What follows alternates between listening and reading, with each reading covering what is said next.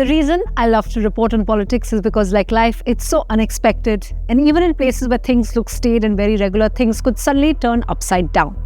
That was my reaction Thursday night to the news that the entire cabinet of Gujarat had resigned, leaving Chief Minister Bhupendra Patel the only person left standing. Of course, it immediately gave us flashbacks to the time just a year ahead of the assembly elections in 2022, when then Chief Minister Vijay Rupani and his ministers resigned too, leading the way for a complete change in the political scene in Gujarat. At that time, the party faced major anti-incumbency and a challenge from new parties like the Aam Aadmi Party. But is that the same now?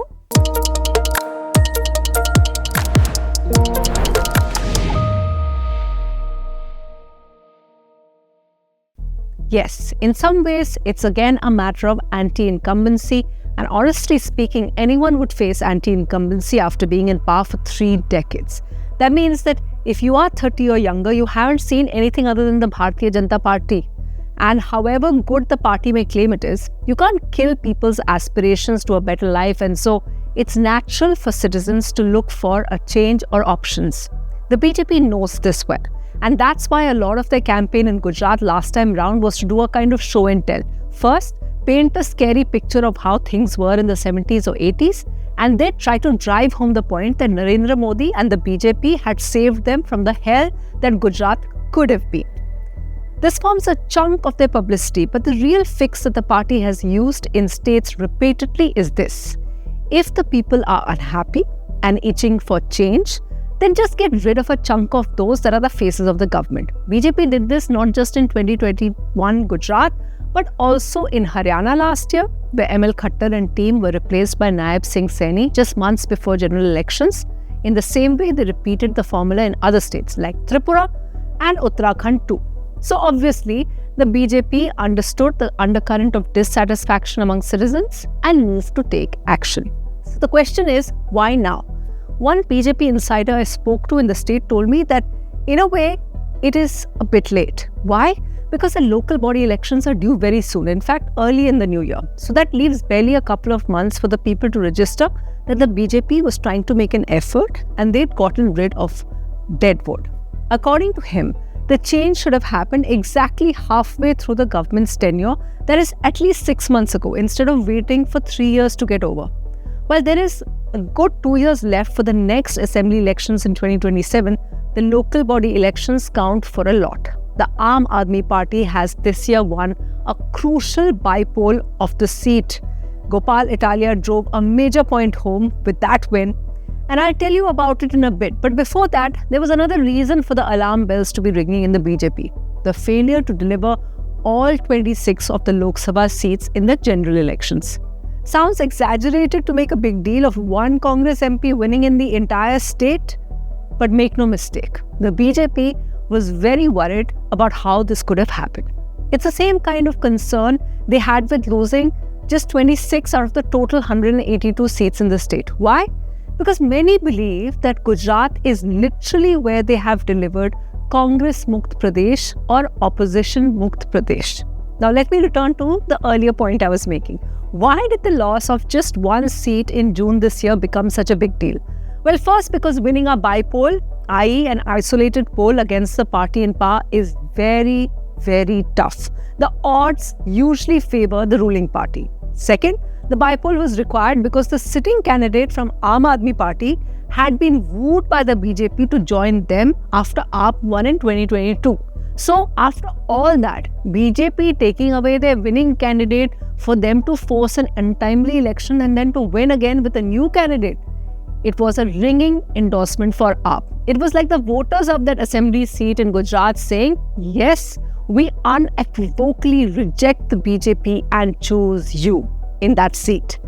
And finally, as this showed, the BJP leaves no stone unturned to win everything in the state. So much so that we did not have any election in Surat because the opposition candidates just withdrew all their nominations. Something that I've never witnessed before in my pretty long career. So yes, losing even a single seat matters. The problem wasn't just from other parties, of course. Speaking to party leaders, they revealed that there was significant infighting in the Gujarat unit too. First, the The party had inducted all this talent from other parties, but where would they all go? So they'd got Arjun Modwadia, a veteran congressman, to join ahead of general elections last year, and they couldn't afford to upset him by benching him any longer. There are other entrants who are hoping for cabinet berths too, like Hardik Patel and Alpesh Thakur, but the BJP is hoping that they have enough Patel representation and OBC representation to make up for not taking these two former congressmen into the cabinet. In fact, the cabinet, which went from 16 to 26, has 7 Patidars, 8 OBCs, 3 scheduled castes, 4 scheduled tribes, and 3 women. So the BJP has attempted a broader social balancing act. They've also given more representation to politically critical areas like Saurashtra and Kutch. For example, one of the big headlines has been the induction of Rivaba Jadeja, the wife of cricketer Ravinder Jadeja from Jamnagar North. However, the big story really is about the 40-year-old Harsh Sanghvi. Sanghvi, as Home Minister, was slated to get a promotion, but no one saw him being made Deputy Chief Minister. The most high-profile of ministers there, he's perhaps being groomed for a larger role ahead of the next state elections. So reshuffle done, new ministers in place, all is well for the BJP in Gujarat? Well, maybe not. It will all be clear in the corporation election results next year. The problem is that if you talk to the opposition, they'll tell you that BJP insiders are unhappy at being fully controlled by Delhi. After all, this kind of mass resignations can only be possible in a party like BJP because anywhere else, local leaders are strong enough to make their dissent known.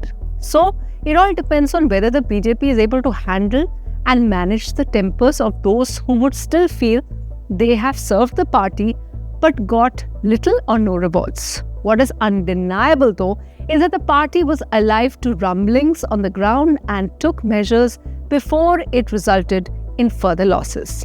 Other parties usually don't till it's too late.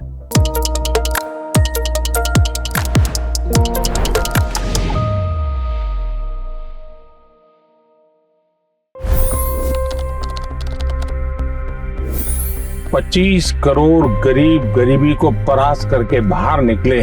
For the good of our nation, let's work together and let's truly make America great again. The fastest news breaks. Requested PM saying that look, you will have to speak to Putin and to Zelensky. The biggest news makers. The relationship with India is probably the most important bilateral relationship the US will have for the rest of this century.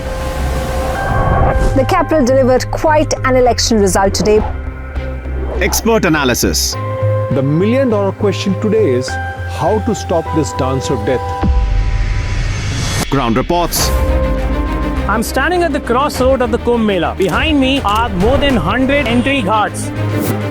Long-form interviews. Exclusionary politics is reflected in Manipur case as well. You don't bother because this is a small state. Deep dive into burning issues. It's often said DRC could be the richest country in the whole world. It's because of what sits underneath. Why exactly did the US topple the Sheikh Hasina government? HT videos. We don't just break news, we break it down.